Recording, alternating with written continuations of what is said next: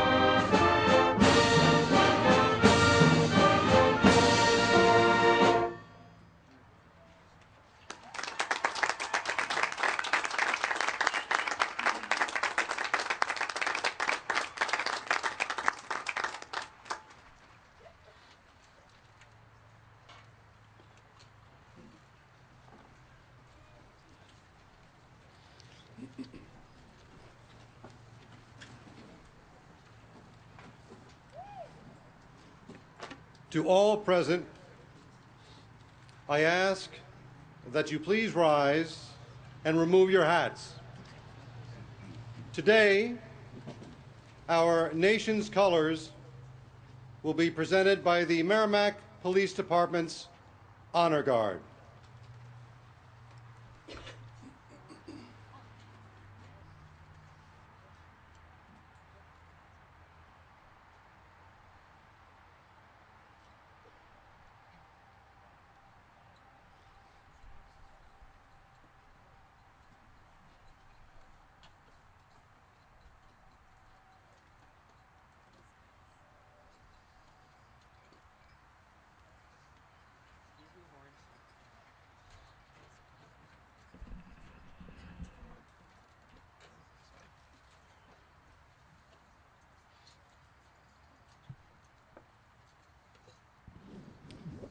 You know, there is no soldier like the American soldier, nor has there ever been.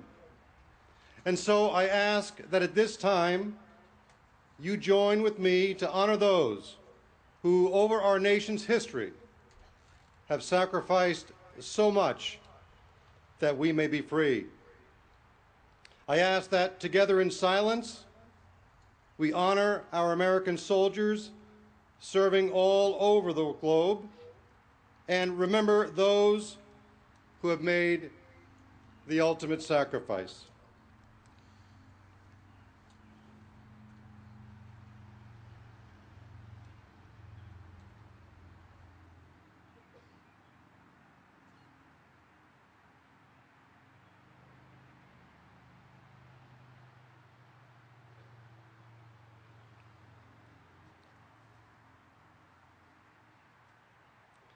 And now, will those members of the class of 2016 who have committed to a branch of the military please stand and be recognized for your promised service to our country.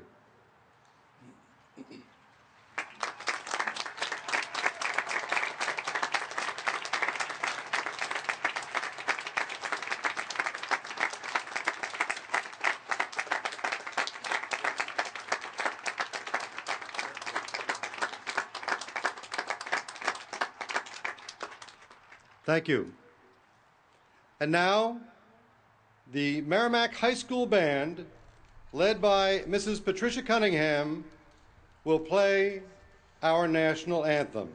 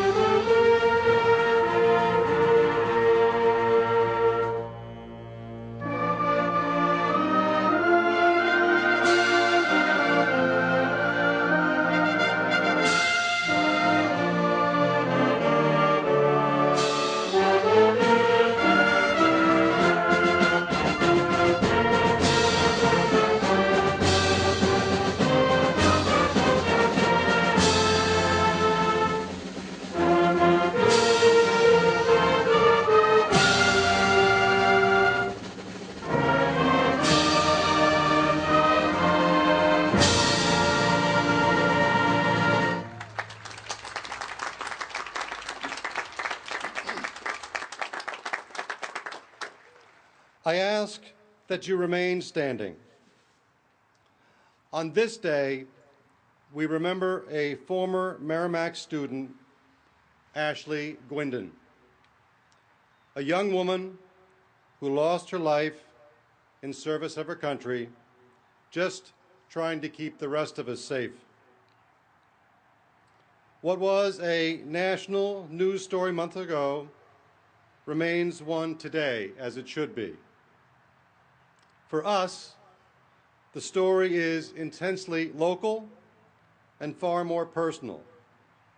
Ashley Gwindon was a member of the class of 2005. The theme of her class was, fittingly, Forever Young.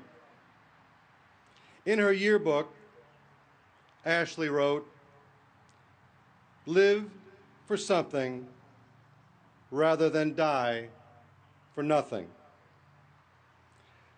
At MHS, we live by the motto, believe, go forward, and inspire.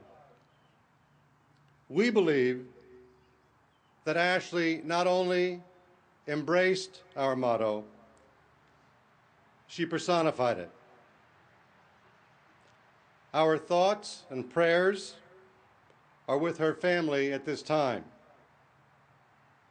At the request of Mrs. Gwindon, our Social Studies Department Chair, Robert Huckins, will read a poem in memory of Ashley as we release a white balloon honoring her true American spirit.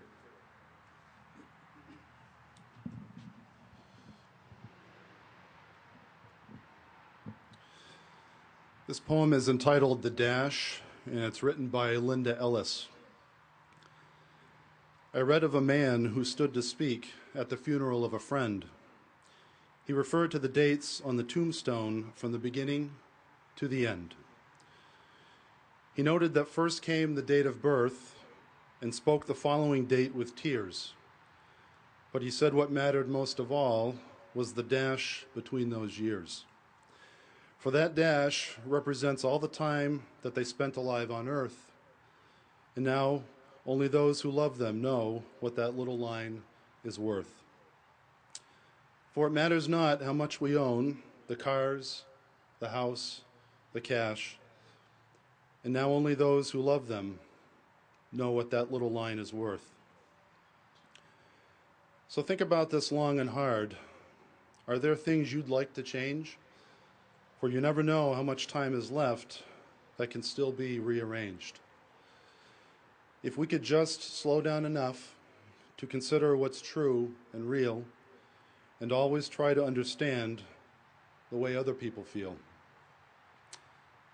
And be less quick to anger and show appreciation more, and love the people in our lives like we've never loved before. If we treat each other with respect and more often wear a smile, remembering that this special dash might only last a little while.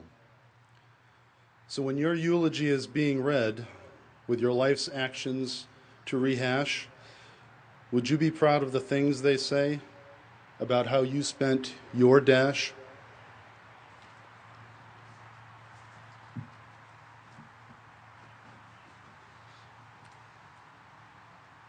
Thank you. At this time, the Merrimack Police Honor Guard will retire the colors.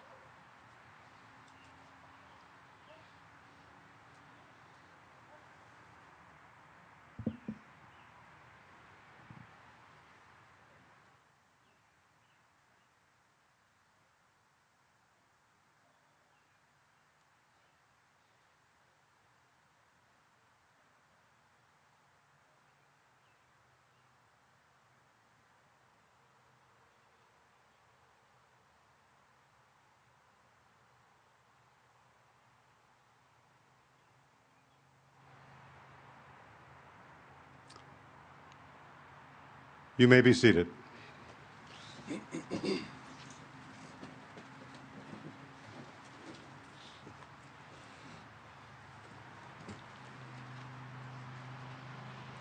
On behalf of the Merrimack School District, I wish to welcome you here on this beautiful day for the commencement celebration for the class of 2016.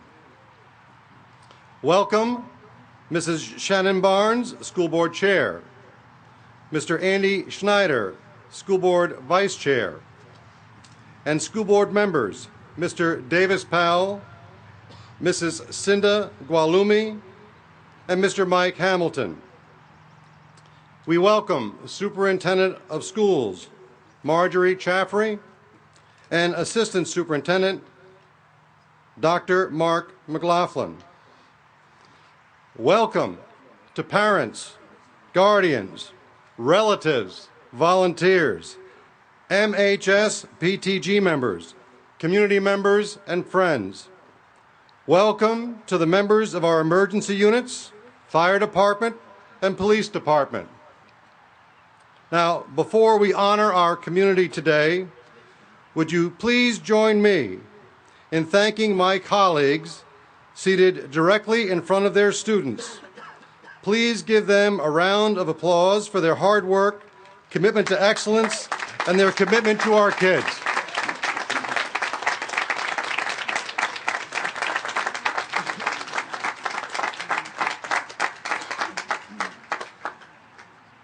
Today, we honor several retirees from MHS who have served our community well. Virginia Crook, Social Studies.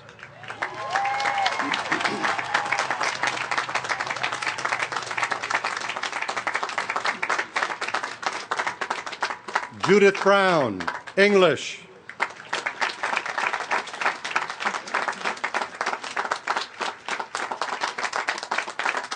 Lisa Leonard, Mathematics.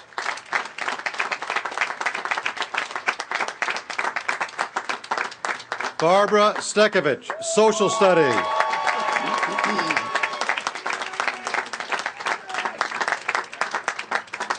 Kim Woods, Para-Educator.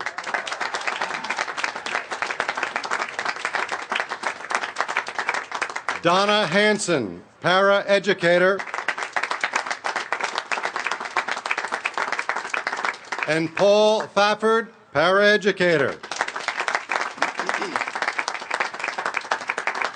Congratulations and thank you for your many years of service and commitment to the students of Merrimack High School. And in addition, a few more thank yous. Thanks to Rich Leavenworth and our friends at Christian Party Rental. Thanks to Steve Osborne and his crew from Mass AV. Thanks to our Director of Guidance, Mrs. Deborah Barker, for your help these last few days. Thank you to Tom Tusso and your maintenance crew, especially Rainey Bolio and Louis Namondon. Thank you to Nick LaValle and the Merrimack Public Television crew. Thank you to Sean Mueller, Linda Mandra, Dennis and Priscilla Croto, Carolyn Johnson, David Ficcaro, and Ryan Farnsworth for all of your contribution to today's ceremony.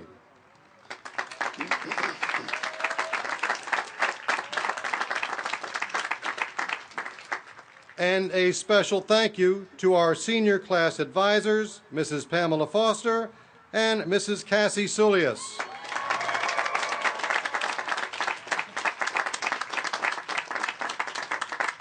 And finally, thank you to our two outstanding assistant principals, Mr. Peter Bergeron and Mr. Zampieri.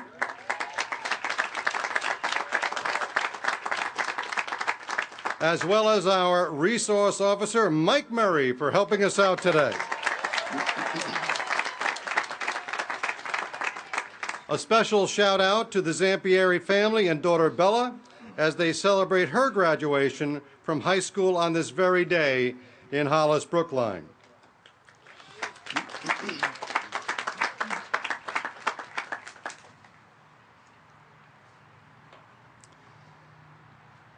After what has been said earlier today, how can I not think about those people who inspire us? Honestly, when I do, I think of my parents. When I was 13, my father passed away. In fact, it was on the very night of my 8th grade graduation. As a young man, he was a world-class track and football athlete and a one-time Olympic hopeful. Life's events would change that. During the Second World War, in April of 1943, the bullets and shrapnel he received would cheat his legs for the rest of his life, and the cigarettes given to soldiers for comfort at the time would take his heart a few decades later. Yet, in the time I knew him, he always gave back to his community and was very optimistic, even in the most tumultuous of times. I remember sitting with him on our front porch in our New Jersey home in 1968, after the word spread that Martin Luther King Jr. was killed. As we looked up, the skies over Newark appeared orange that night as the city was set ablaze. While smoking his cigarette, blowing one ring of smoke through another and then another, he reflected and shared with me some of the challenges he had faced in the past. He told me that my generation too would face new and perhaps even greater challenges.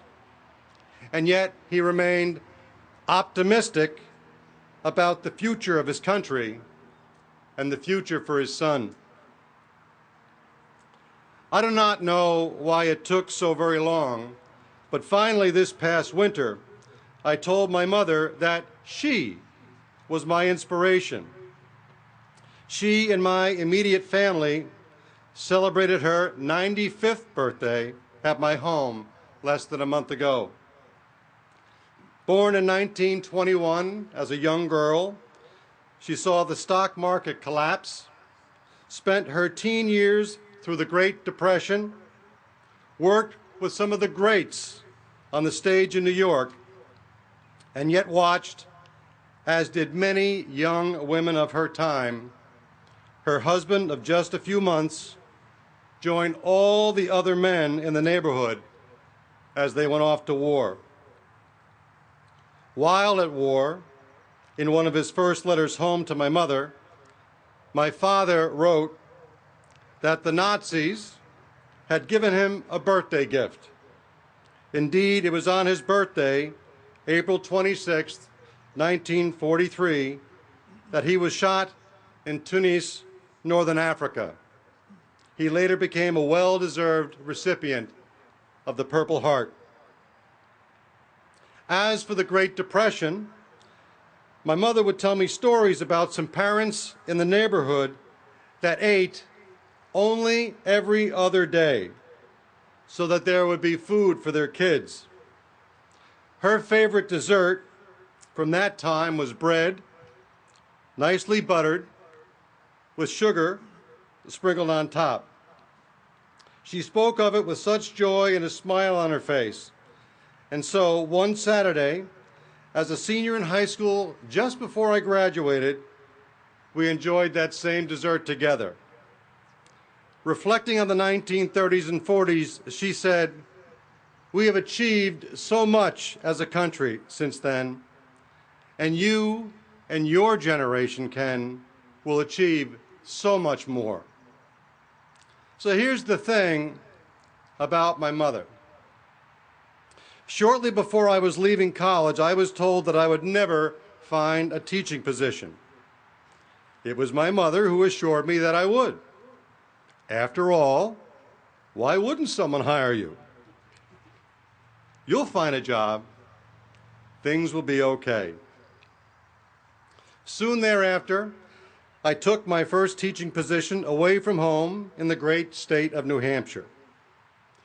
When we spoke on the phone back then, she would ask, "How are you?" And "How are the kids at your school?" Later in life, when I would marry and have kids of my own, she would ask, "How are you? How are the kids? How are the kids at your school?" We had this same conversation yesterday, and she added, "Are the kids at your high school excited about graduation?"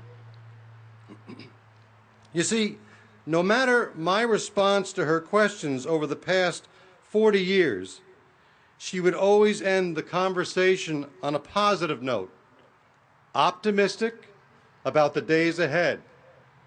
Not only optimistic, about my kids, but optimistic about your kids as well. For a moment, I want you to pause and think of all that my father, my mother, those of that generation bore witness to. In her case, for almost 100 years. More importantly, I want you to think of the collective optimism of their generation, deemed by historians as the greatest generation. This, despite of, or due to the many formidable challenges they faced. But as we do reflect, let us remember that they did not ask to be labeled the greatest. Why not, you say? The answer is really a simple one. For they hoped optimistically for even greater. So why do I share? It's all because we all have a story. We all have a past. We live in the present, but it's how we view the future, what we have come to believe, that compels us to go forward. And so, in this moment, I ask those of you who are parents and grandparents, how are you? More importantly, how are your kids? How are your grandkids? Now we know what they've been told by the naysayers, or those who have labeled this generation millennials. Here's a short list. The cost of college is far too high. They will be saddled with extraordinary debt. There are far too few good-paying jobs. They will be living at home with us in our basements. They are lazy. They have had everything handed to them. They expect great things, but are not willing to work for them. They will live a standard of life less than those of you. Now that's a lot to lay on a generation. Moreover, they've been told that for them, the American dream is all but over.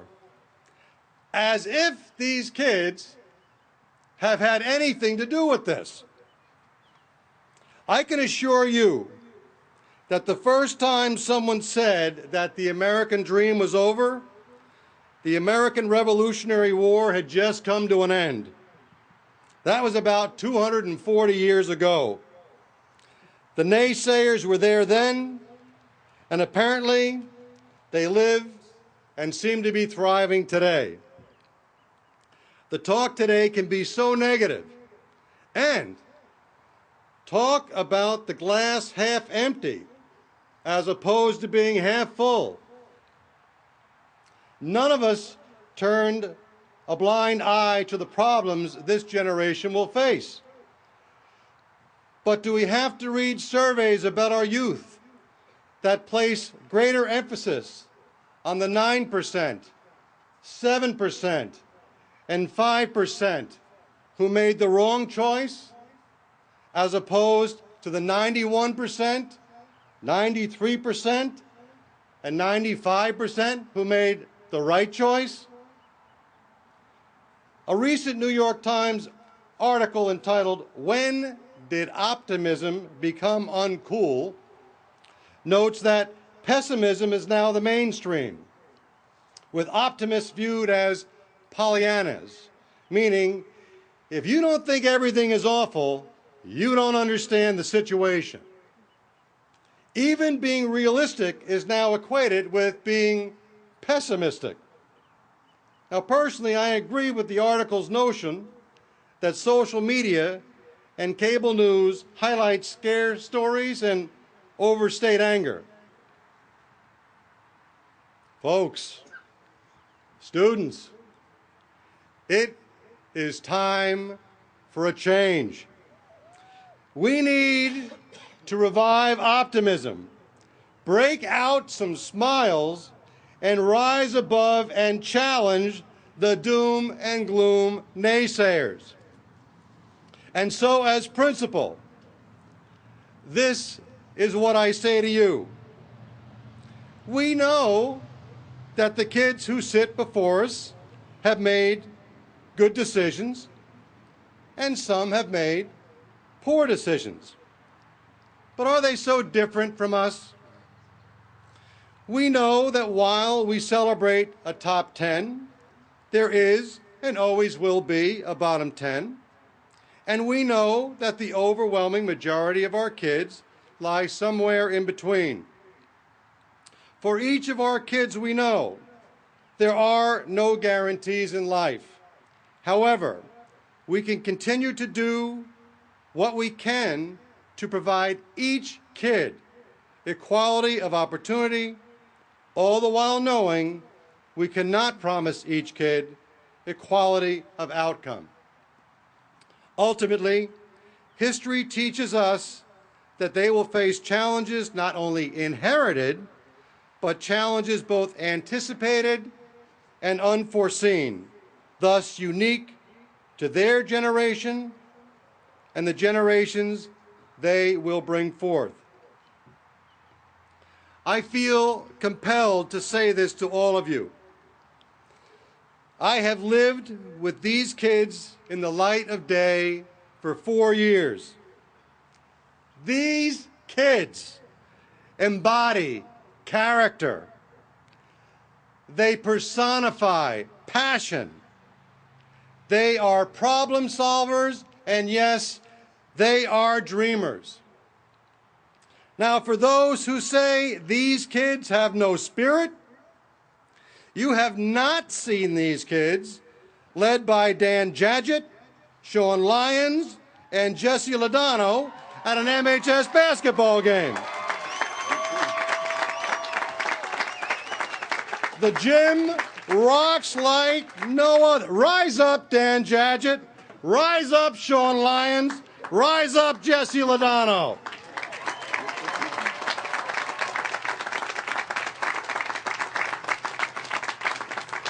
For those who say these kids don't give back, perhaps they are not familiar with our Merrimack Cares program, wherein these kids have given thousands of community service hours, not because they had to, not because it was a graduation requirement, but because they wanted to and volunteered to do so.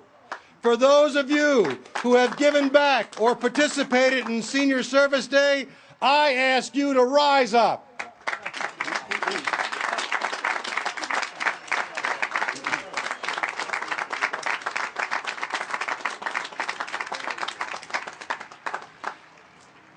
For those of you who say these kids do not care about the future of our great nation, I ask them to rise up if you have already committed your life to military service.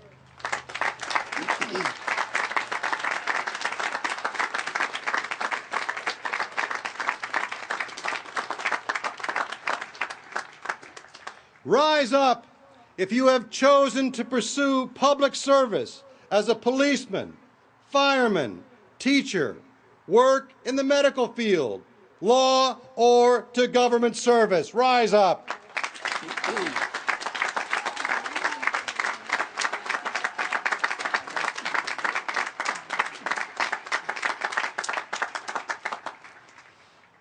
Rise up if you are committed to the world of work, science, research, and investment, as you will be the ones who build and design and establish the vision that will redesign our infrastructure well into the future, securing our banking system to keep the country running and moving forward. Rise up.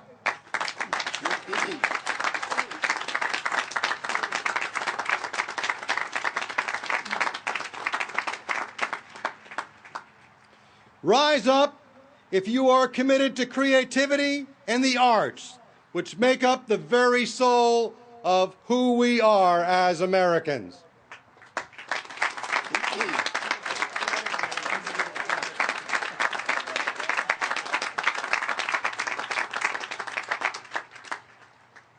Class of 2016, I ask you to rise up and applaud those in front of you who have helped you along your journey.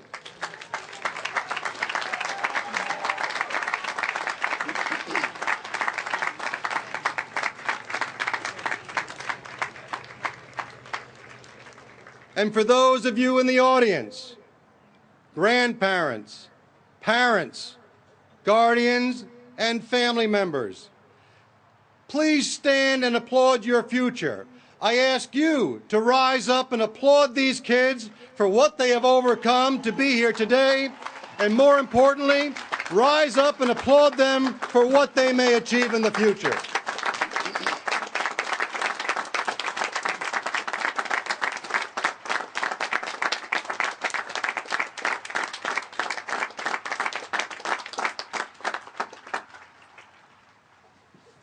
Finally, as I think back to those who have inspired me, those individuals who have served and sacrificed, I humbly ask you grandparents, parents, and guardians again what my mother will be asking me at the conclusion of today's ceremony. How are you? How are your kids? Far more importantly, I ask, as you reflect on your past, what have you told your kids about their future? To all of you gathered here today, I say to you, as a true believer in this country, as a true believer in the power of public schools, as one who is so thankful for the sacrifice that has been made by those who have gone before us and those adults coping with the challenges we face today, I say, stay optimistic, my friends. And to the class of 2016, I say, work hard, and tomorrow, work even harder, for you continue to inspire me. I know you will meet the challenge you face. You will rise up, because I am confident that you too will indeed believe, go forward, and inspire. Thank you. You guys are awesome.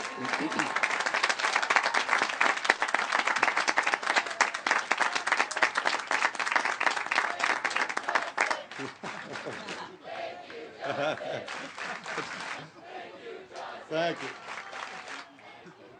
You guys are something else. I love these guys. I truly love them. And now, for a moment of reflection.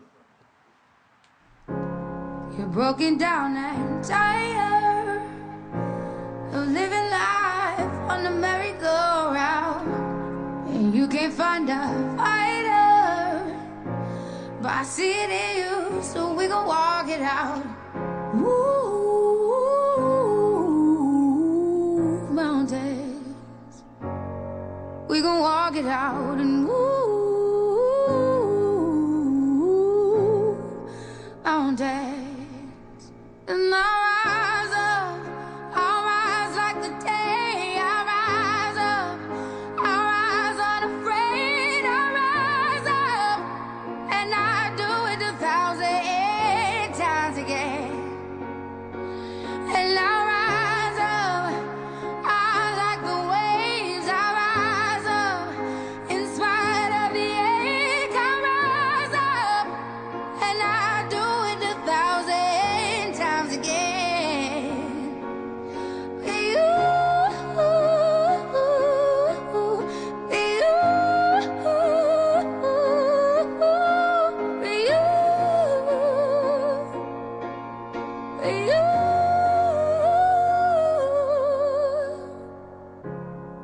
silence isn't quiet, and it feels like it's getting hard to breathe. And I know you feel like dying, but I promise we would take the world to its feet. Move mountains, bring it to its feet. Move mountains, and I'll rise up, I'll rise like the day. I'll rise up, I'll rise unafraid. I'll rise up, and I do it 1,000 times again. You,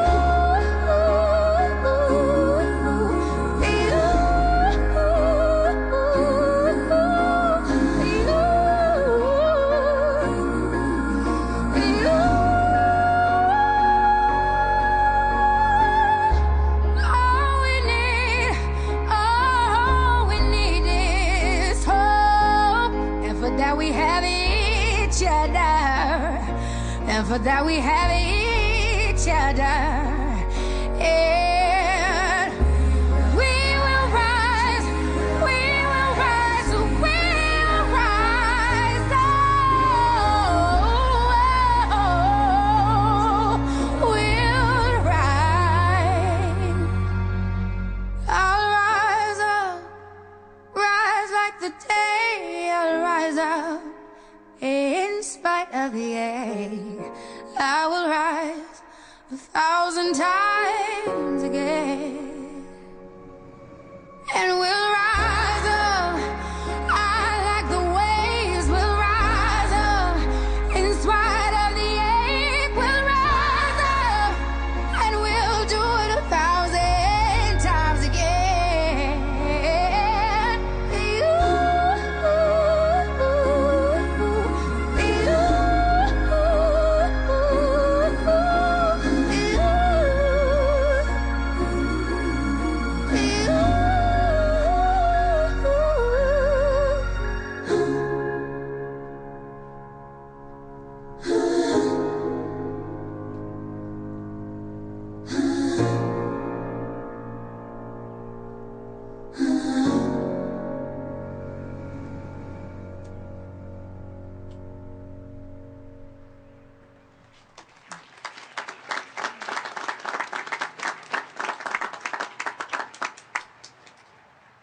And now, I am pleased to present to you our salutatorian, Miss Emily Duval.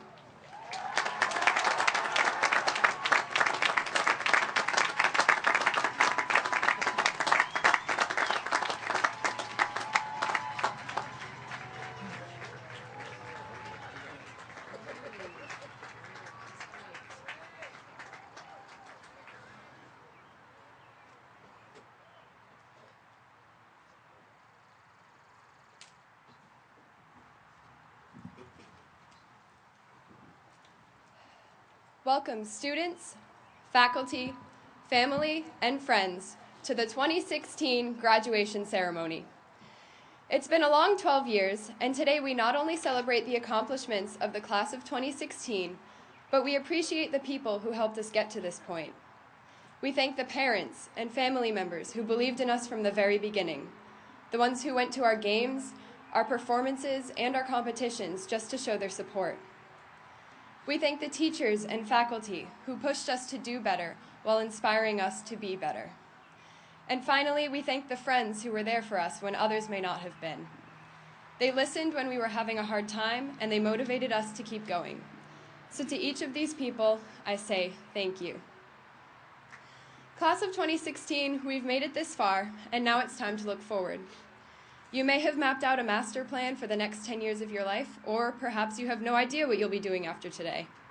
Wherever you fall on that spectrum, my advice for you is this. No matter what you do, give it everything you've got. Leave every place a little better than how you found it, and make it your mission to leave a positive impact on the people you meet. Now, I know this sounds pretty cliche, but it is very important. I'm sure you can think of at least one person who follows this advice. This person's encouragement and actions have inspired you to be the best version of yourself, and you know you'll never forget how this person has helped you. Maybe that person was a mentor, a relative, or a friend. Maybe it was your school custodian, or even a member of the kitchen staff who greeted you every day. Now ask yourself, have you been that type of person for others? Have you done your best to lift people up and look for the best in them instead of dwelling on your differences? If not, that's okay. I know I've had my fair share of moments when I was only thinking about myself, but don't beat yourself up over those times. Use today as a catalyst for growth because it isn't too late to change your behavior. Class of 2016, my hope is that you'll learn from these role models that you've had and make it your goal to leave each place a little better than it was when you found it. Whether you secure your dream job or you find yourself in a position you hadn't anticipated, the principle remains the same. Give someone a compliment, even if you're having a rough day. Offer to hold the door for people, even if you're in a rush. Take a minute to tell your loved ones how much they really mean to you, and to thank them for how much they've touched your life. These may sound like simple things, and they are, but even the small deeds are enough to brighten someone's day. Now, that being said, small things can also be hard things. They're easy to forget and tedious to do. I can stand up here and tell you all about the importance of being the best version of yourself and of putting other people's needs before your own, but that's only telling part of the story. There will be days when you're full of positivity and feel like helping people out, but more likely than not, you'll find yourself dealing with some sort of baggage that holds you back. I know I've faced a variety of obstacles over the years, including everything from the minor stressors, like cramming for big tests, to the more difficult challenges, like dealing with the loss of a close friend. Especially after 4 years of high school, I'm sure you've all had times when you experienced what I'm talking about. There have been mornings when, for whatever reason, you didn't know if you could even get out of bed and come to school. Then, if you did make it to school that day, you found yourself just going through the motions and feeling everything and nothing all at once. Sometimes you felt like people didn't understand you because they hadn't been in your shoes. I think we've all been there at some point. But look at us now. We made it through the good, the bad, and the ugly, and again, I say congratulations for a job well done. High school may be over, but we're just getting started. We're going to face many more obstacles in the future, and like I said, sometimes the hard things are also the small ones. Getting out of bed in the morning, doing your best when you're exhausted and confused, staying positive when you start to lose hope. So how do we continue to push forward when the situations and the people around us are telling us we can't do it? Well, as a certain guidance counselor told me, have seriousness of purpose. Search for the one thing that sets your soul on fire and chase it with everything you have. In the words of American author and civil rights leader Howard Thurman, don't ask yourself what the world needs. Ask yourself what makes you come alive, and then go do that. Because what the world needs is people who have come alive." End quote. By figuring out what you love and what you're good at, you can start to find a sense of purpose and use your abilities to help other people from there. After all, you can hardly improve someone else's life if you don't know what it means to be truly happy. So today, I challenge you, the class of 2016, to ask yourselves, what is the thing that your heart can't live without? Who or what gives you seriousness of purpose and motivates you to do the small things, even when they're hard? Be intentional in your actions, and you'll surprise yourself at how quickly the little things start to add up.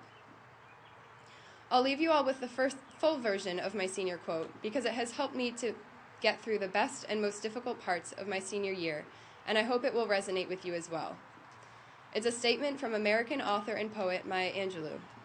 She said, quote, "I've learned that no matter what happens, or how bad it seems today, life does go on, and it will be better tomorrow. I've learned that you can tell a lot about a person by the way he or she handles these three things: a rainy day, lost luggage, and tangled Christmas tree lights. I've learned that regardless of your relationship with your parents, you will miss them when they're gone from your life. I've learned that making a living is not the same thing as making a life. I've learned that life sometimes gives you a second chance. I've learned that you shouldn't go through life with a catcher's mitt on both hands. You need to be able to throw something back. I've learned that whenever I decide something with an open heart, I usually make the right decision. I've learned that even when I have pains, I don't have to be one. I've learned that every day you should just reach out and touch someone. People love a warm hug or just a friendly pat on the back. I've learned that I still have a lot to learn. I've learned that people will forget what you said, people will forget what you did, but people will never forget how you made them feel." End quote. Once again, congratulations, class of 2016, on everything you have accomplished and all that you've overcome. It's time to go forth and find our sense of purpose while helping other people to find theirs. I wish you all the best of luck in the future, and I hope you'll be able to appreciate the little things along the way. Thank you.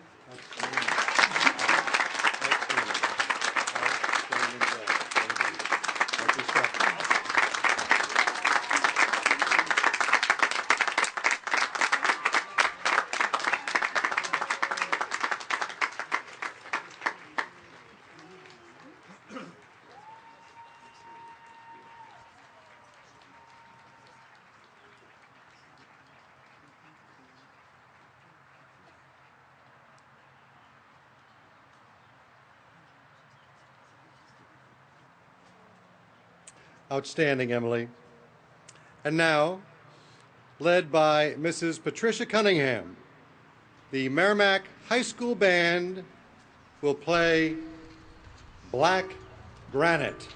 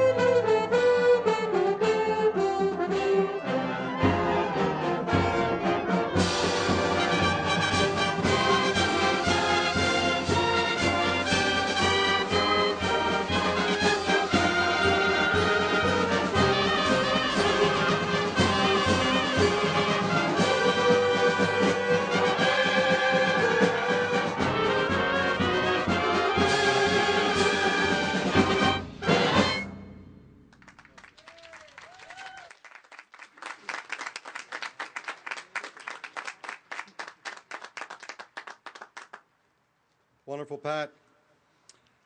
At this time, I am pleased to present to you the president of the class of 2016, Miss Megan Murphy.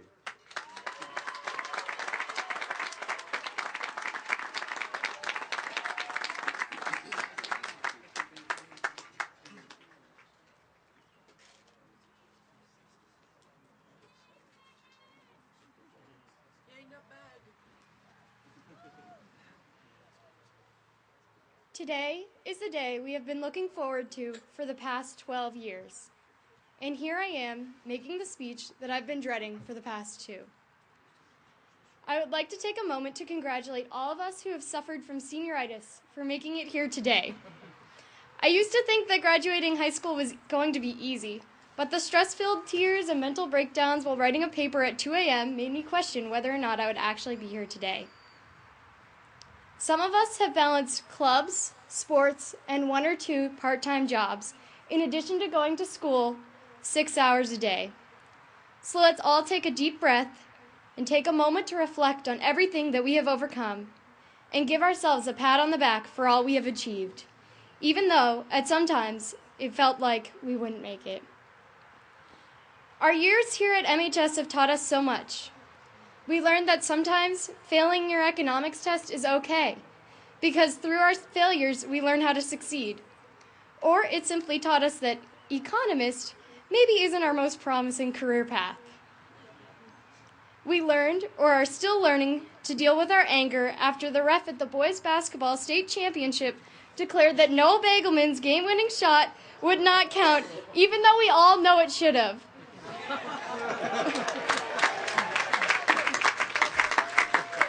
We learned from the implementation of the Merrimack Cares Initiative and through the participation in Senior Service Day that even as teenagers, we can make a difference in someone's life. Finally, we learned that our influence is not simply confined to the town of Merrimack, New Hampshire. For the past 2 years, Merrimack High School has been the largest single high school represented at National History Day in Maryland, and we even had 2 of our very own students on stage last year, making our little school recognized worldwide. Additionally, our school's first robotics team, Chop Shop 166, did extremely well at their world championship and even won the Chairman's Award this past year thanks to the incredible leadership taken on by the seniors. Matt Spatel and Sarah Mason gained global recognition for their creation, the Chemicube, when they placed 2nd overall in their category and now have asteroids named after them. Neil Donaraj was one of 10 Boy Scouts selected nationwide to spend a week in Washington, D.C., where he had lunch with a number of well-respected congressmen and women and even shook President Obama's hand in the Oval Office. As you can see, MHS students, especially the graduating class of 2016, continue to let their presence be known throughout the country. I can only imagine what our futures have in store for us. However, we would not have had the opportunity to accomplish all that we have without the support of the loving faculty here at MHS. Ms. Foster and Ms. Suyas, thank you for stepping in when others abandon us, and for being my support system. Thank you for all the late nights you've spent thinking about how the centerpieces at prom could be improved, or questioning whether or not the DJ received his check on time. Your creativity and dedication to our class is unrivaled, and it is because of your leadership that all classes after us have such large shoes to fill. I will miss you both immensely next year. I would also like to give a special thank you to Mrs. Crook. You have touched the lives of so many generations of students at Merrimack High School with your outgoing spirit and love of learning. Even right up until your retirement, you are still developing new ways to communicate your unique passion for learning to students. Personally, I credit you with helping me grow as a loving and caring person, and I cannot thank you enough for inspiring me to never stop learning. Finally,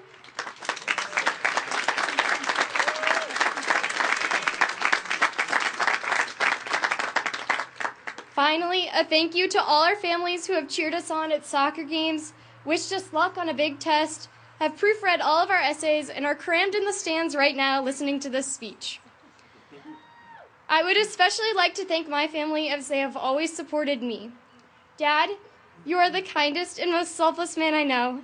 You have taught me so many important life lessons, such as it's better to beg for forgiveness than ask for permission, and to never do anything halfway. I could say a lot more, but I know you're probably already crying, and I don't want to add to the water flow. Mom, thank you for stopping me every time I tried to join another club or take on another responsibility. And thank you for giving me such a wonderful female role model. You taught me that women can be effective leaders in society, and if it weren't for you, I would not be here making this speech today.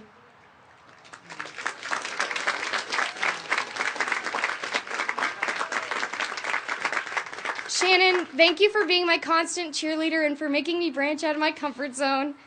Thank you to all my friends and classmates who may have tested my patience at times, but have taught me to never give up and have helped me grow some thick skin over the years. This list could go on, but I am here today and have given the strength to continue, even though I felt that there was no motivation left. I'm sure each and every one of us has their own list of people who have helped them make this accomplishment a reality. And on behalf of the class of 2016, thank you.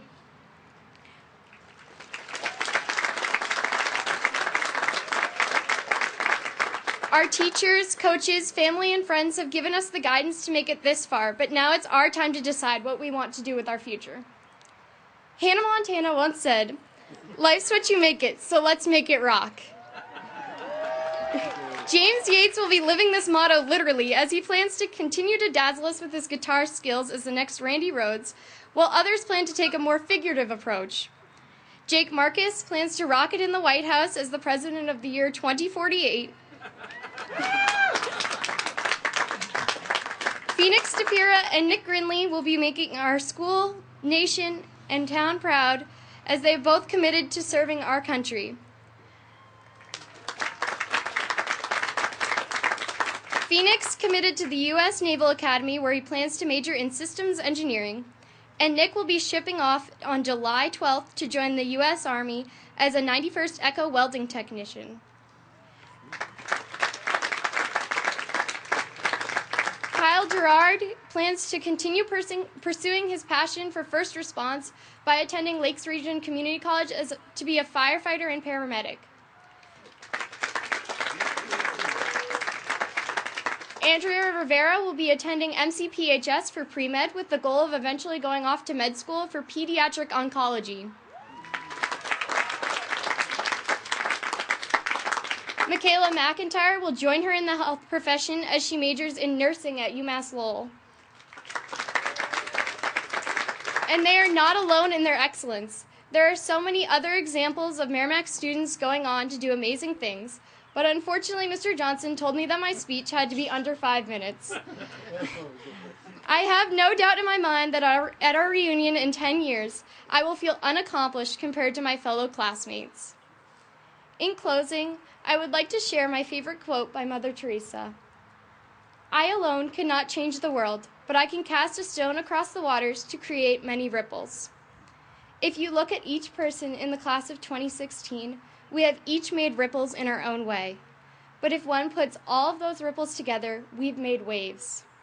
Whether we are going on to attend college in the fall, are entering the workforce, or are joining the military, I know we will make many ripples. These ripples will join and make waves. Together we will be more powerful than we ever imagined, because waves will be how we change the future. Because whether we make ripples, waves, or even tsunamis, remember that this is our time. So seize it and do what you want, because we're on the verge of the rest of our lives. These are all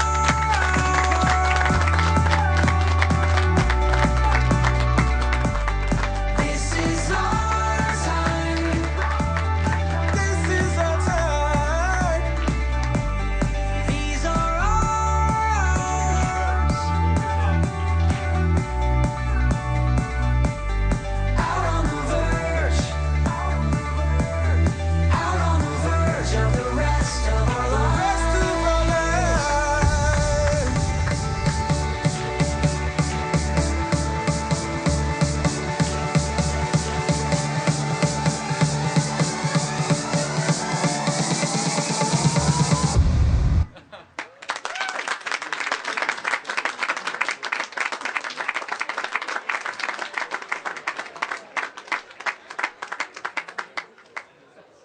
Well done, Megan, well done.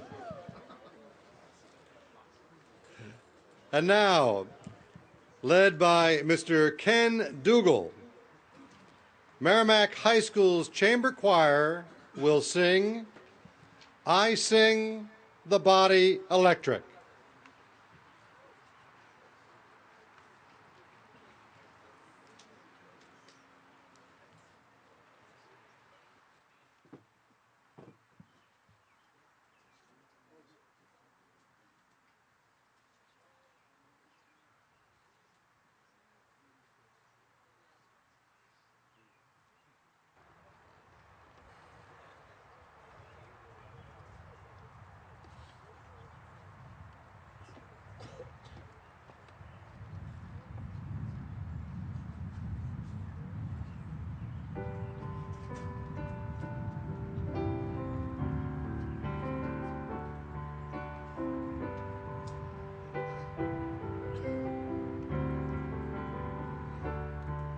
I sing the body electric.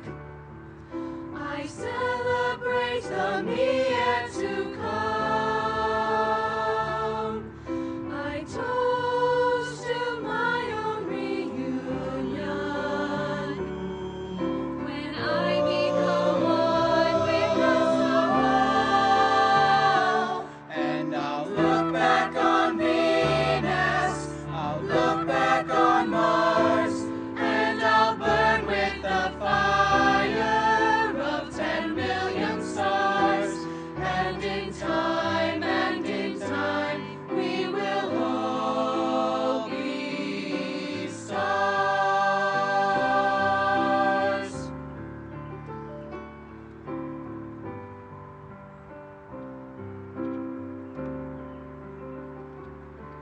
I sing the body electric.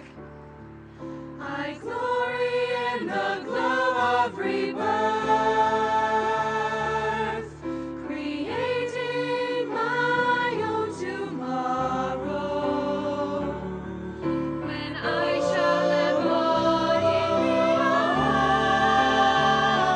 and I'll serenade Venus, I'll serenade Mars, and I'll burn with the fire of 10 million stars. And in time, we will all be stars.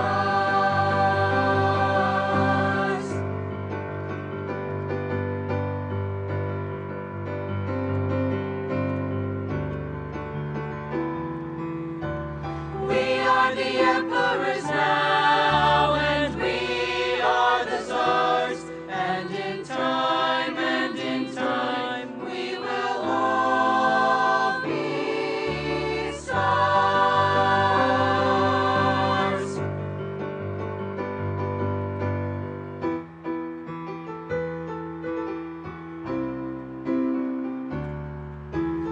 We are the emperors now, and we are the czars. And in time, we will all be. I sing the body electric. I celebrate the me yet to come. I toast to my own reunion. When I become one with the sun,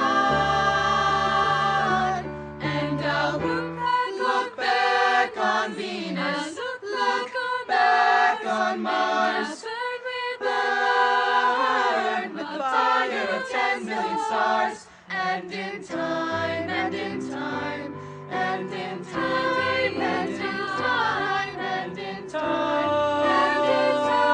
we will all be stars.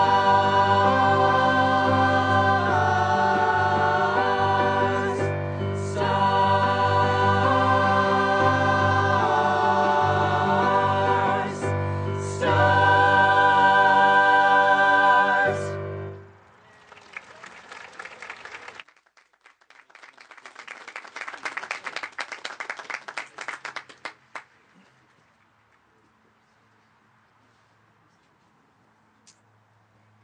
Thank you, and outstanding. And now, I am pleased to present to you the valedictorian of the class of 2016, Mr. Matthew Spatel.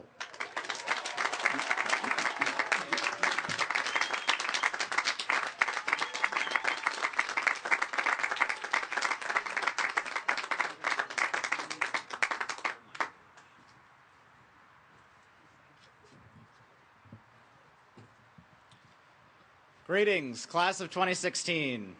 I believe congratulations are in order. Just as Megan said, through this class's dedication, hard work, and success, MHS has had an amazing year.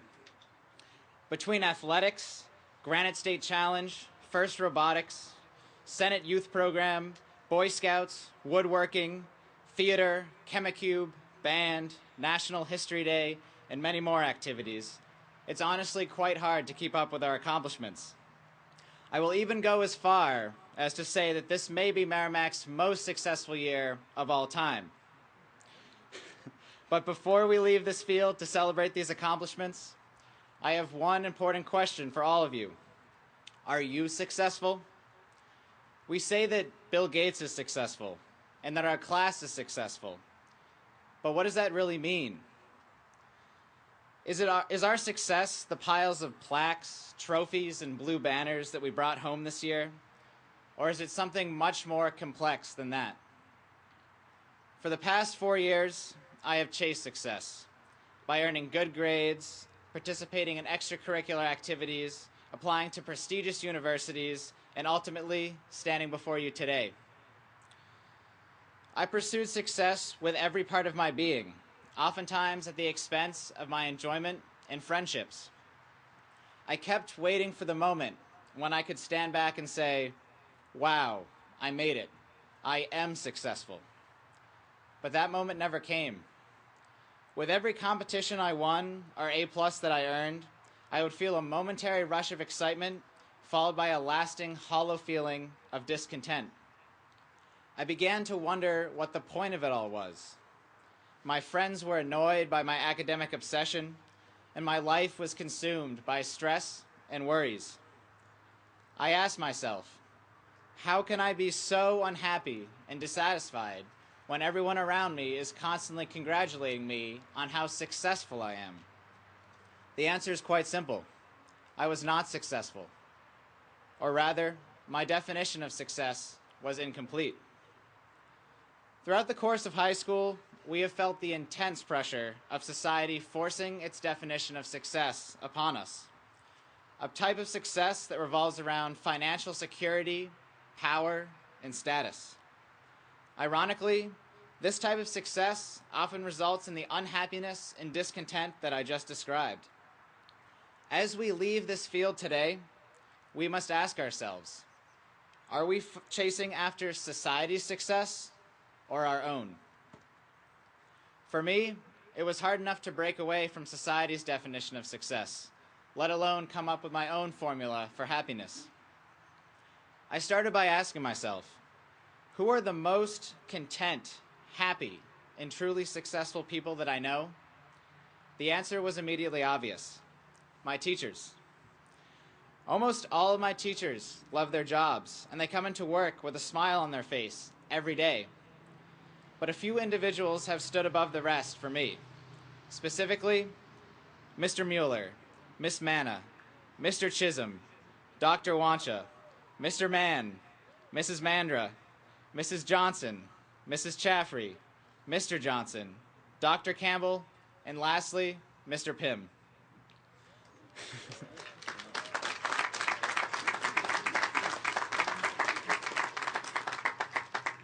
All of these teachers have one critical similarity. They make a huge impact. Every day, every year, they inspire students just like us. Not only would we not be standing here today without our teachers, but they have given us a glimpse of what it means to be truly successful. Before I go on, I would like all of you, even parents, to think of a teacher or teachers that has inspired you, and give them a huge round of applause.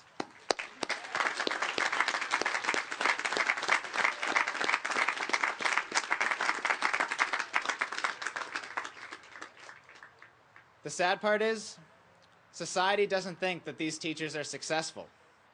They don't make much money, and most don't earn the prestige that doctors or engineers do.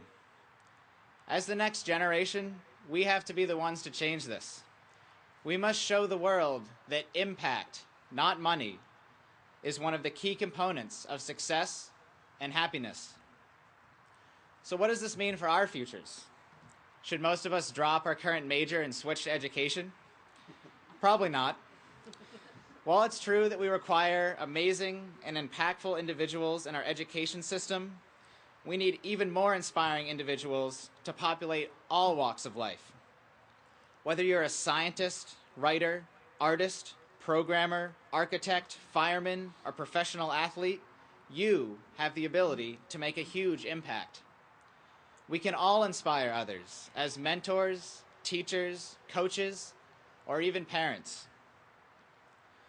But how do we make an impact? Well, the first thing I did was look to my passions. I define a passion as an activity that makes you happy in the purest sense. My biggest passions are music and robotics. I found that if I shared my passions with others, as a captain of the robotics team or member of the jazz band, I could make an impact without even thinking about it. Without passion, impact almost isn't worth it. If you spend 10 years of your life in a biochemistry lab and you finally stumble across a cure for cancer, undoubtedly you will impact millions of lives. But what if you hated biochemistry and you dreaded coming into work every single day? Would you be happy? Unfortunately, society would promote unhappiness and celebrate this depressed biologist. Furthermore, society often pushes us away from our passions. We are discouraged from pursuing music, art, theater, writing, education, and many other humanities for purely financial reasons. Ironically, people who follow their passions in these fields are happier, less stressed, and I would argue more successful than people in more respected careers. It's easy to be afraid of failure in the eyes of society. Throughout this entire year, I was terrified of failure. Failure to get into my dream school, MIT. In early September, I started to obsess over my acceptance. I covered an entire whiteboard with tiny checkboxes, each representing a part of my perfect application that must be completed. Each day, I would wake up to face that board to slowly check off the boxes. Finally, I managed to check off every single box. But then, I didn't get in. I was devastated. The failure that I had feared for so long had become a harsh reality. But a few days later, I walked up to that board and erased the whole thing. I felt incredibly relieved. I replaced the dozens of little boxes with 2 giant ones. Be happy and inspire others.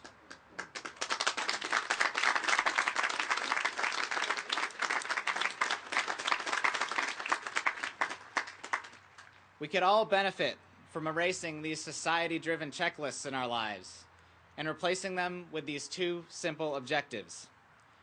If we are happy with what we are doing, we will inspire others. And if we inspire others, we will be happy. This cyclical process of contentment is what success is really about. I will leave you with American writer Ralph Waldo Emerson's thoughts on success. To laugh often and much, to win the respect of intelligent people and the affection of children, to earn the appreciation of honest critics and endure the betrayal of false friends, to appreciate beauty, to find the best in others, to leave the world a bit better, whether by a healthy child, a garden patch, or a redeemed social condition, to know that even one life has breathed easier because you have lived, this is to have succeeded. Congratulations, class of 2016. Go be successful.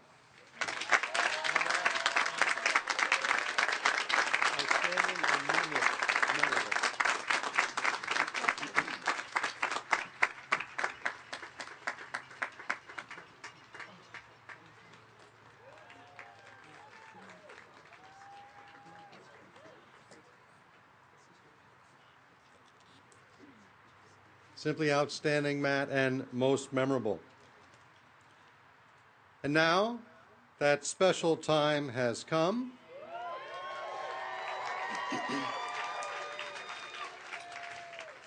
And once again, I would like to thank our school board members for their help today. Mr. Mike Thompson, Mrs. Cinda Gualumi, Mr. Davis Powell, School Board Vice Chair Andy Schneider, and School Board Chair Mrs. Shannon Barnes. So the time has now come for the presentation of diplomas.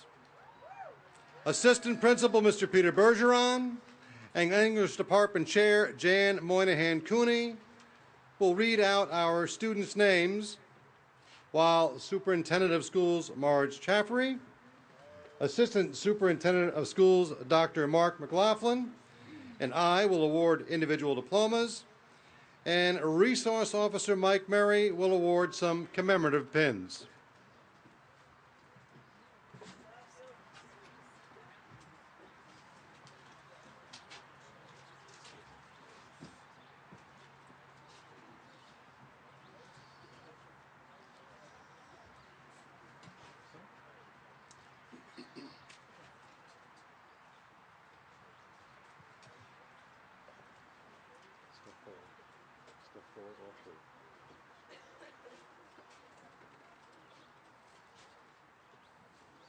Matthew Thomas Spatel.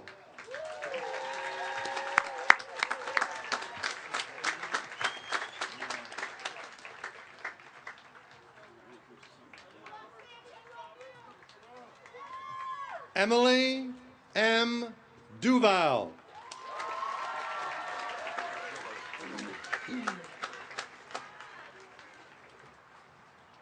Megan Grace Murphy.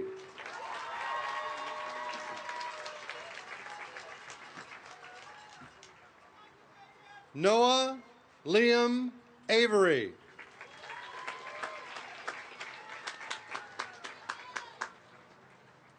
Lauren K. Gerhard.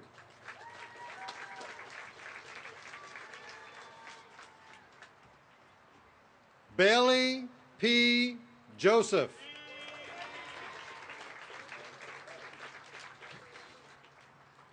John Matthew Steinis.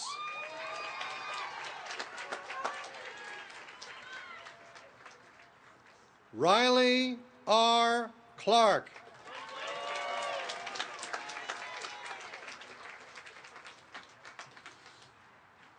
Jacob Christopher Marcus.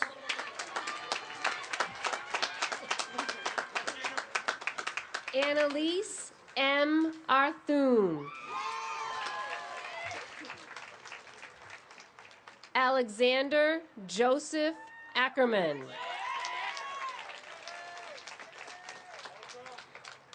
Ryan J. Alberts.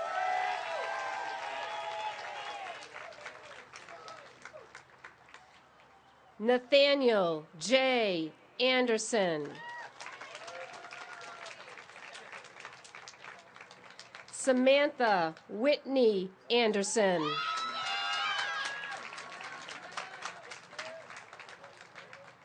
Stephanie M. Aubin.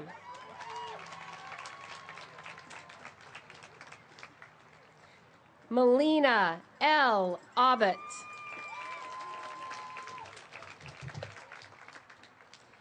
Andrew J. Azorian.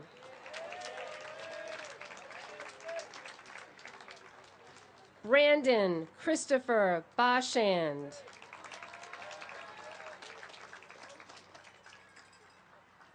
Cody Stephen Bashand.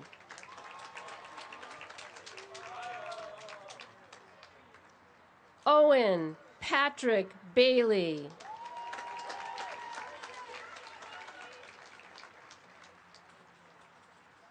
Shravani Balaji.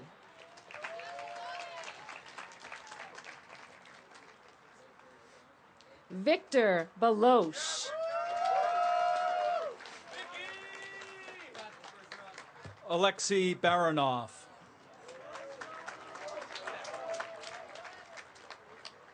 Vitaly Baranov. Katrina Y. Bardroff. Nevin M. Berry. Allison M. Batchelder. Emily A. Beard.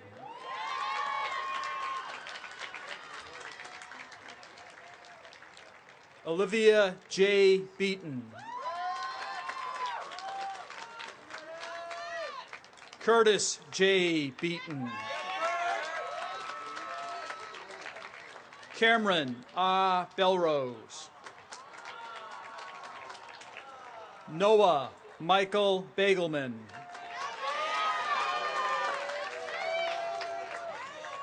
Francesca Maria Bibo. Olivia Lauren Mary Byron. Deus Berner. Cameron D. Bowling. John P. Borey. Austin Brancho. Logan A. Brancho. Connor Joseph Bergen.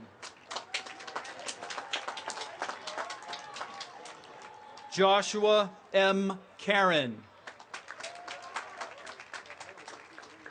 Kyle D. Cormier.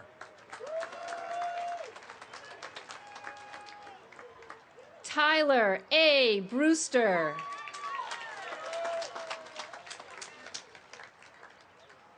Jordan N. Briggs.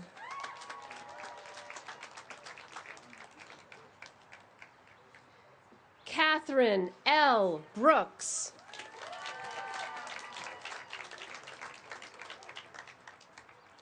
Jesse M. Butler.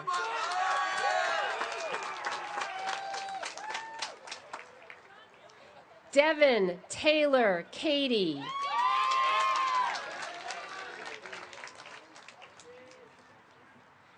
Daniel J. Card.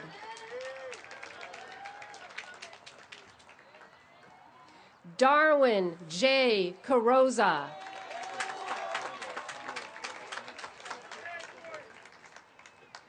Corey J. Chamberlain.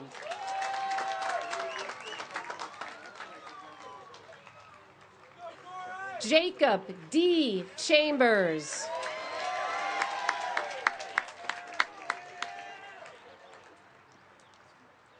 Morgan K. Chantler.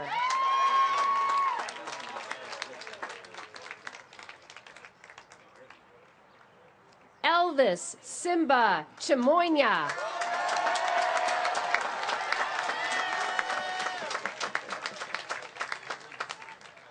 Samuel Chung Cho.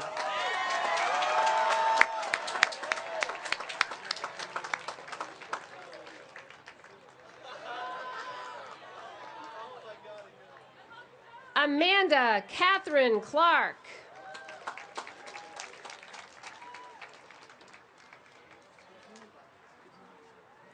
David W. Clark.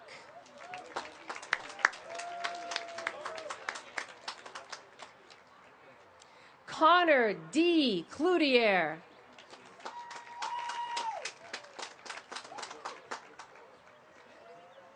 Avina Coco.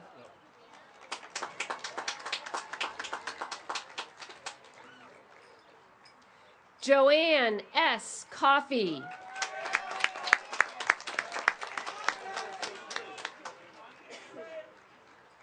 Cameron A. Collins.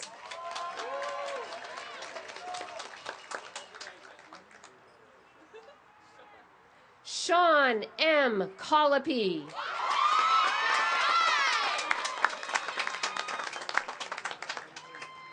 Ian W. Finken.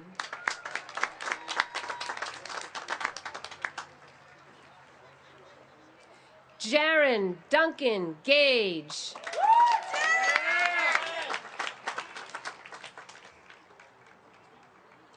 Emily Grace Hodgkins. Sean J. Cordemanch. William Gregory Bates Kauser.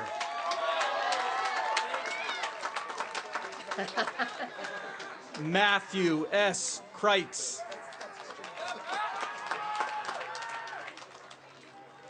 Alyssa L. Crow. Eliza A. Cummings. Stephanie A. Connington. Victoria M. Curry.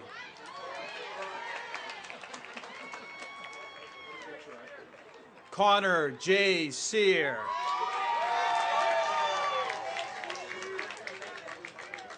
Abigail S. D'Agostino. Catherine I. Dano. Bianca A. De La Mota. Victoria A. Denibictus. Jacob C. Denver. Matea Lee DeShane. Isabella M. DeSimone. Neil Dhanaraja.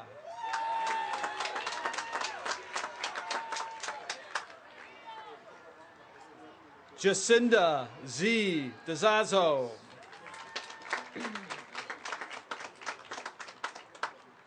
Colleen M. Dow.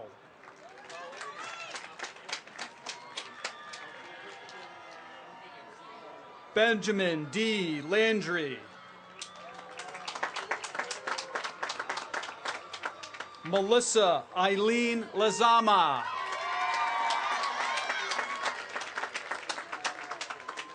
Connor H. McBride. Christopher D. Gargone.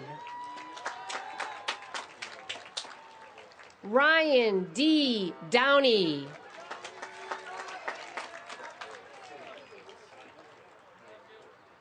Spencer N. Drykosen.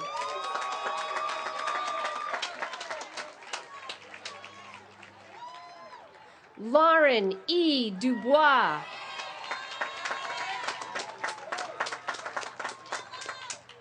Christy Lynn Dudash. Michael John Dudash.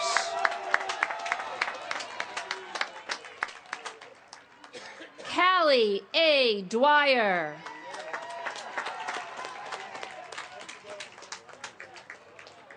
Kathleen Nicole Elias.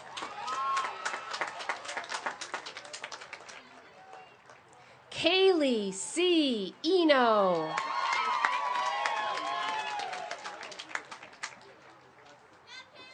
Kelly E. Eno.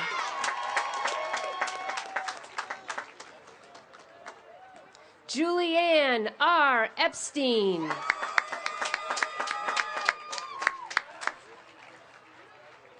Austin Frederick Fall. Hayden E. Faust.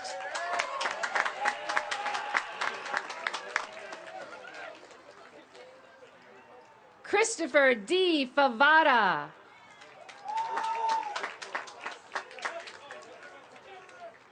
Kyle Scott Fenney. Beanie.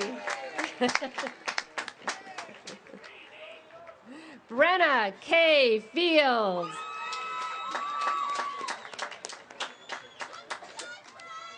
Catherine D. Flynn. Tyler R. Ford.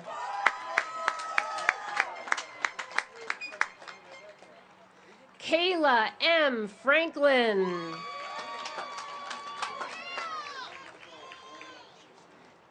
Andrea C. Rivera.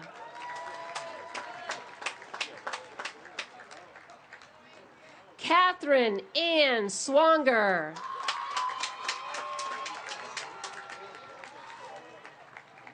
Andrew Barry Trimper.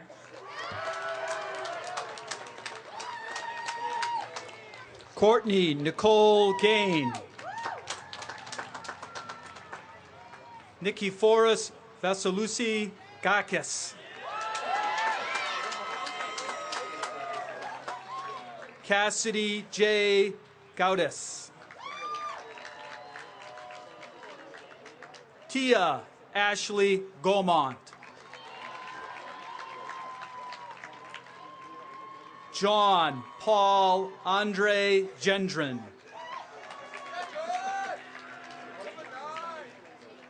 Zachary Noah Germano. Nyasia Getler. Jake Richard Gianelli.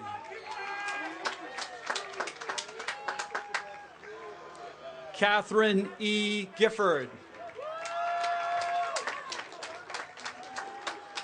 Brennan P. Gillis. Kyle P. Gerard. Melanie M. Glick. Kevin Peter Glisson. Adam C. Goodspeed. Zoe L. Goulet.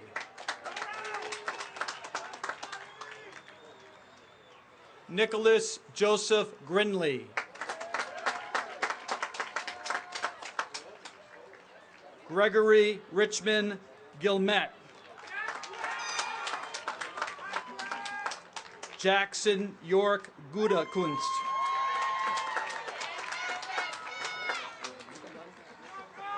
Alicia K. Guzman. Sarah V. Haggerty.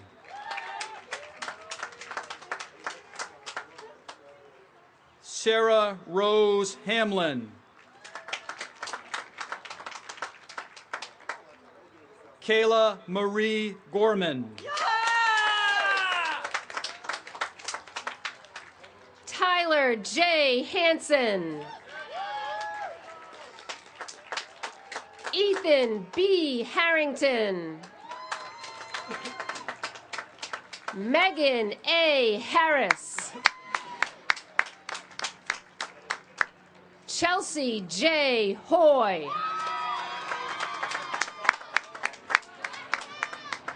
Ingrid G. Havron.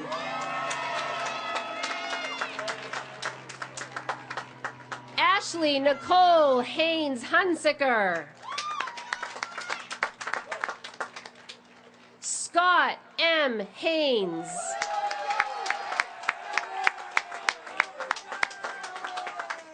Shane A. Heath.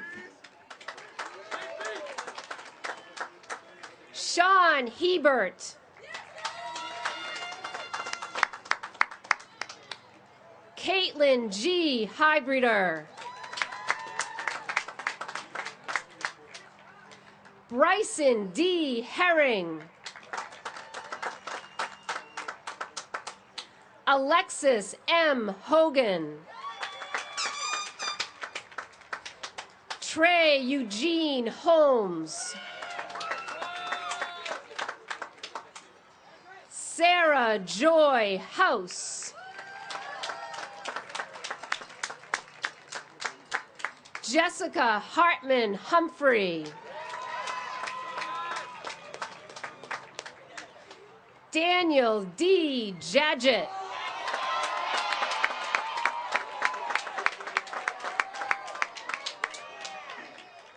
Brandon Eric Jadlinski.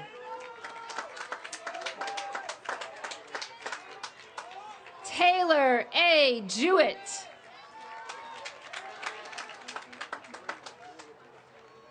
Sarah E. Johnson.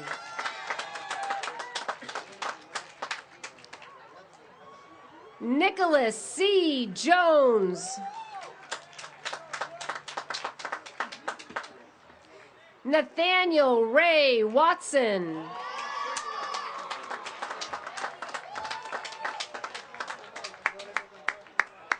James A. Yates.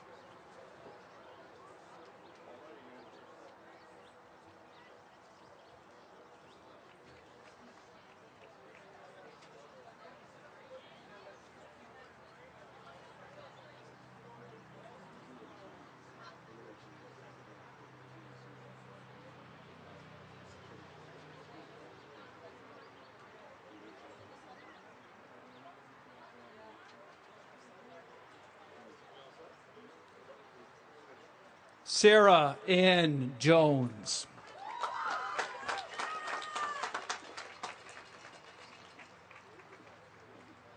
Cassandra Maria George.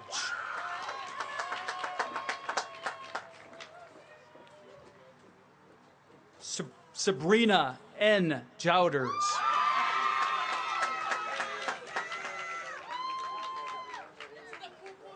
John Crawford Karch.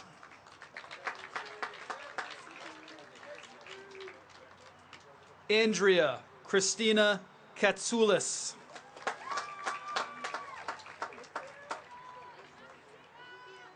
Abigail K. Kautz.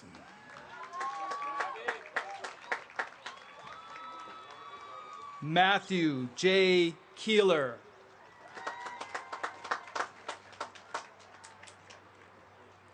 Kelsey N. Kerouac. Zachary Aaron Kerr.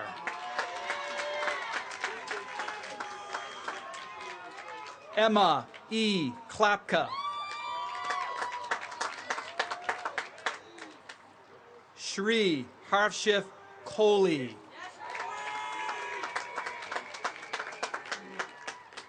Mia Francesca LeBurge.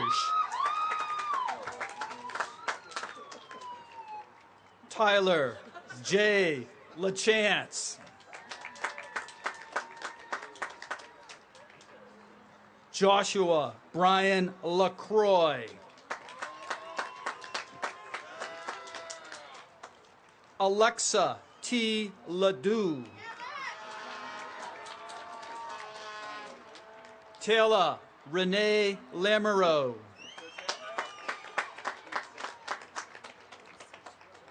Christopher Lamoureux.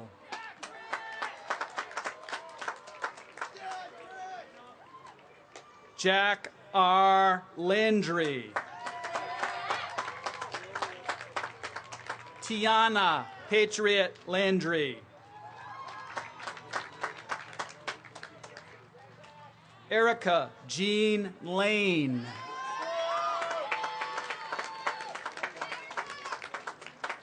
Kyle Lang.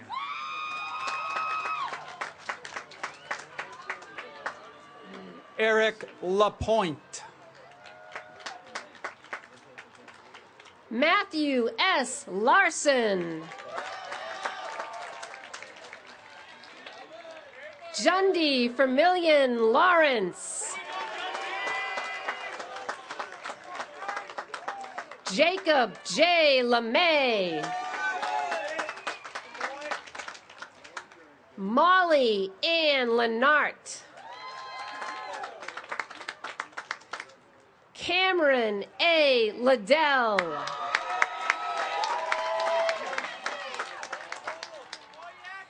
Erica S. Lillis. Faith Verleen Lomway.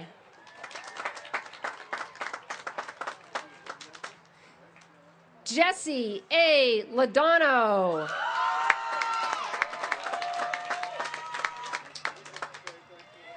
Allison C. Lowry. Celia Ann Lucci. Tucker C. Lucher. Sean M. Lyons. Andrew Edward McEachern. Michaela Ray McIntyre. Sophia Claire Magarel. Nathan J. Malley.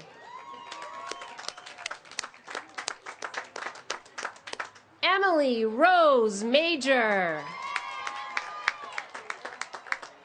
Sarah E. Mason. Courtney M. McCarthy. Jessica Nicole McElwain. Lucas Philip McGrath. Mitchell A. McMahon.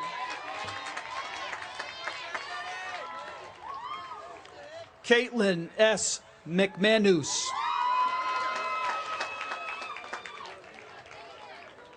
Jordan R. Meany.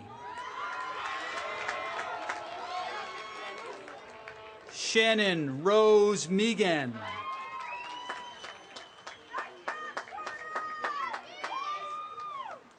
Jody Mahaya.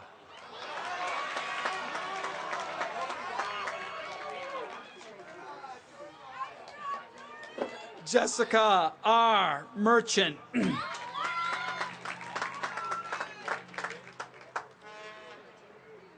Thomas J. Monahan.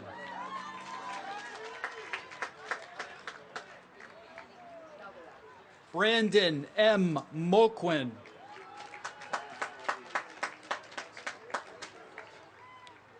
Craig David Mulligan.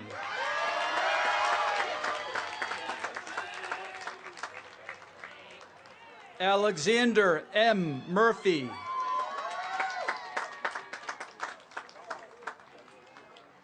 Ashley E. Murray.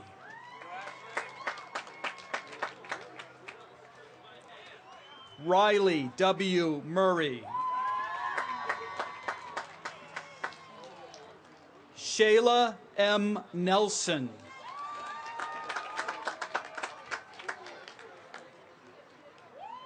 Kyle D. Newman.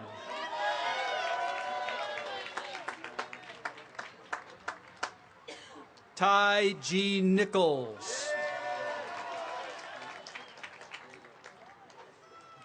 Dina T. Noiseau.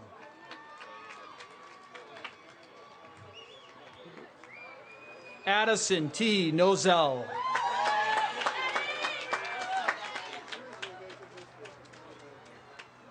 Alejandro Ocampo.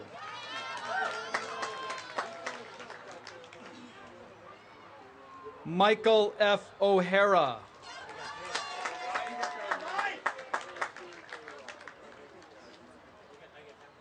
Tony M. O'Keefe.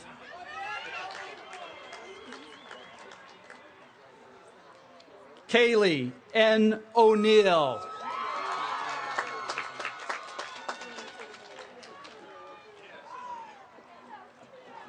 Sarah K. Oswald.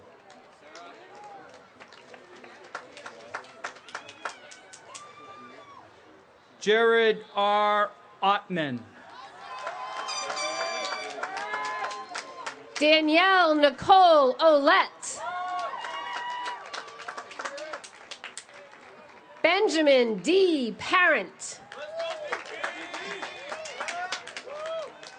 Ashley M. Parton. Brandon M. Pater.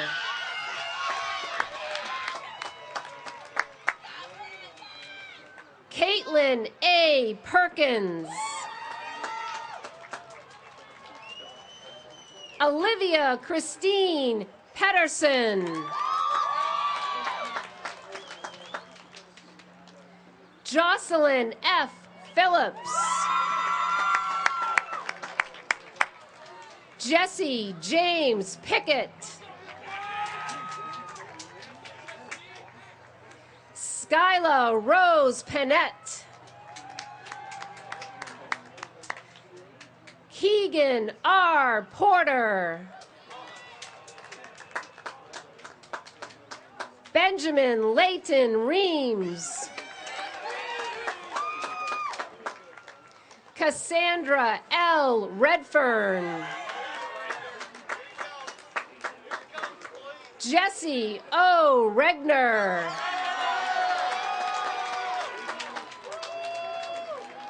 Aiden S. Reynolds. Destiny O. Rich.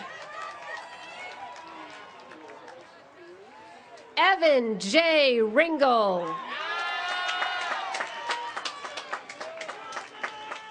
Ian Kimball Roberts. Felicia M. Robinson. Brendan S. Rody. Meryl Ann Rogers. Alexis M. Rondeau. Morgan P. Phillips.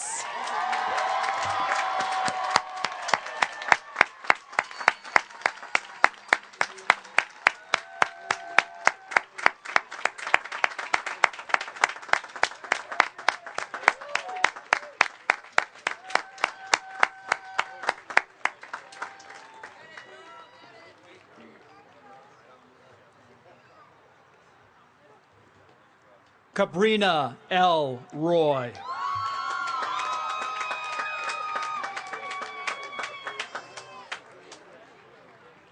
Carlos Andres Ruiz.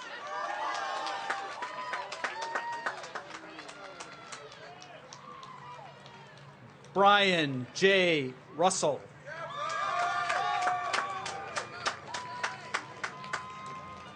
Dominic V. Russo.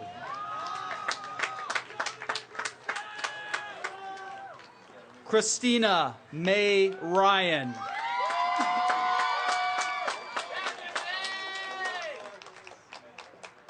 William David Ryan.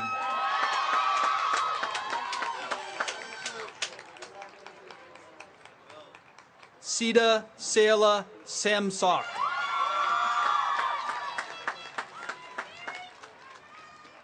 Valerie Lynn Schaefer.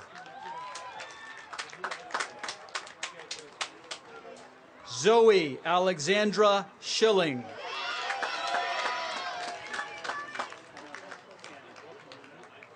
Colin M. Schofield.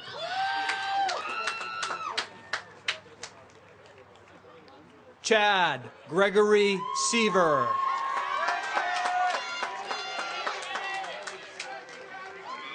Jared T. Sarantino.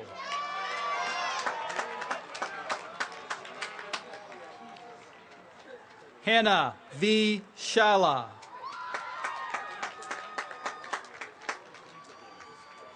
Catherine E. Sillage.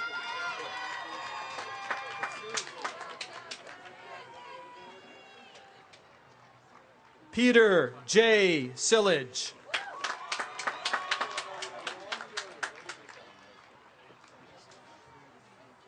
Serena Daryl Sylvia.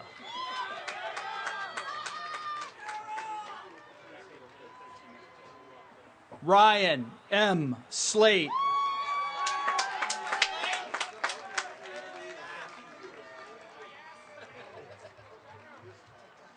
Kiera M. Slide.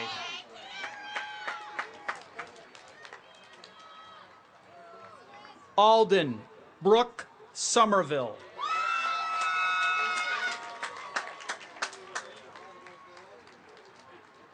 Benjamin R. Susi.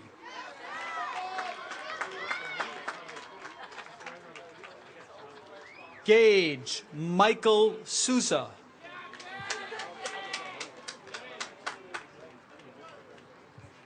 Anthony Michael Valentine St. Lawrence.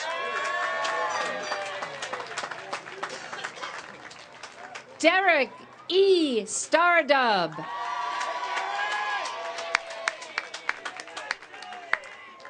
Phoenix J. Stopera.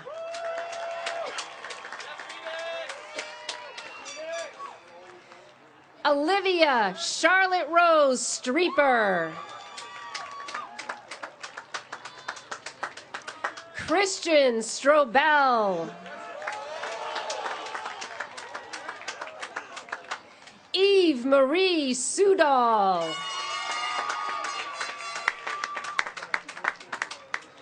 William M. Summers. Taryn E. Sunstrom. Colin A. Surtees. Jacob Swatford. Chase C. Sweeney. Aaron M. Thompson. Justin S. Thompson. Rebecca Lynn Toby.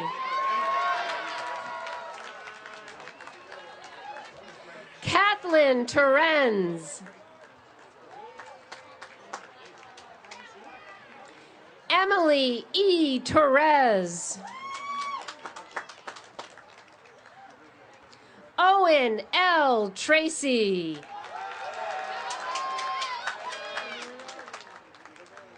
Kyle C. Trask.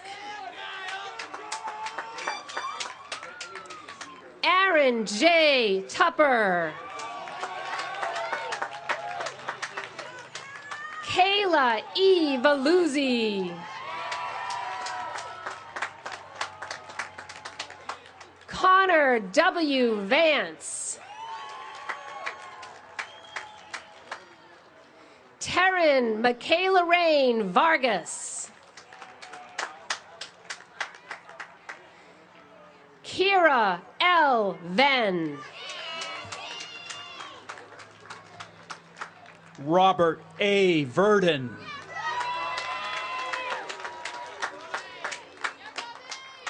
Gregory B. Walters.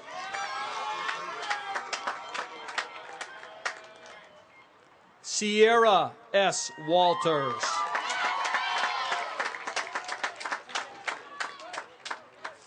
Caitlin T. Watkins.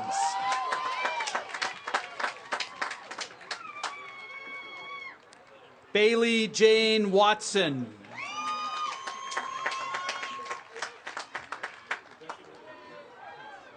Jeremy Lee Wettig.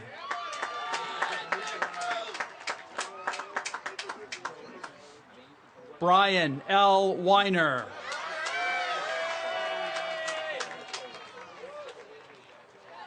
Paige T. Wells. Sydney R. Wells.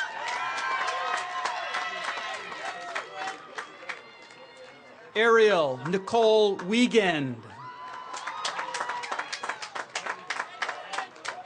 Matthew K. Wilder.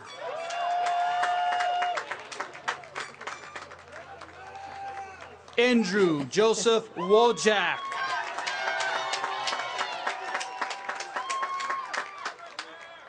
Casey L. Wright.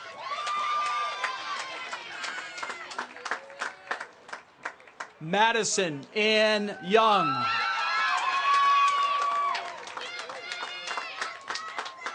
Savannah L. Zagwin.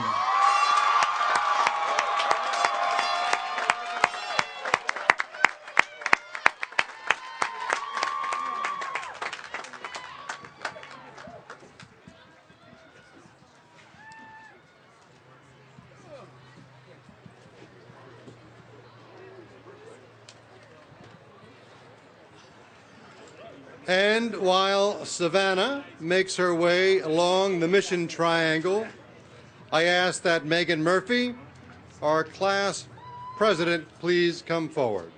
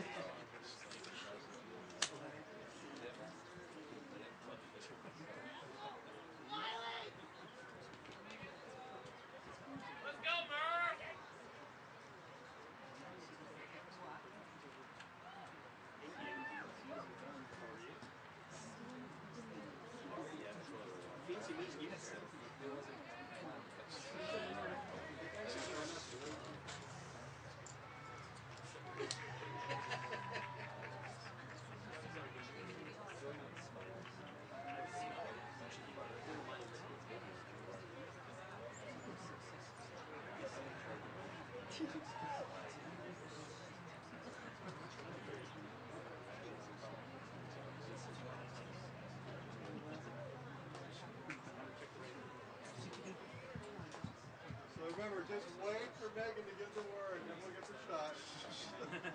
You can do it. Hold your verses. So wait for Megan to give the word, then we get the shot.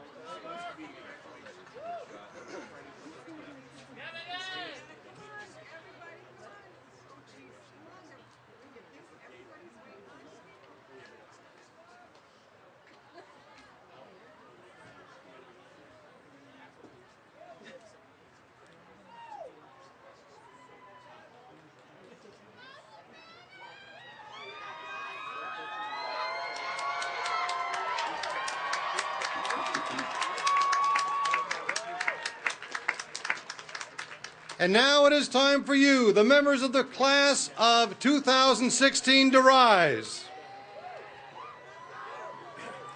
Now, if you would, place your tassels from the right side of your mortarboard to the left side.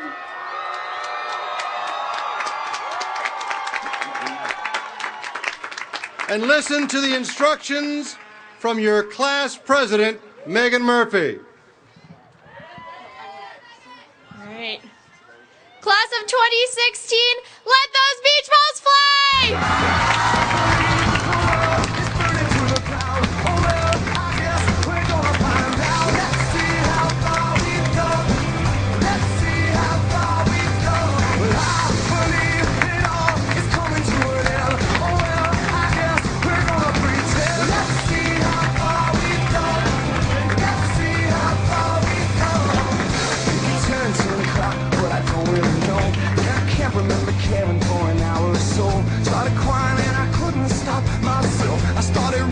There's nowhere to run to. I sat down on the street, took a look at myself. Said, where you going, man? You know the world is headed for hell. Say your goodbyes if you got someone you can say.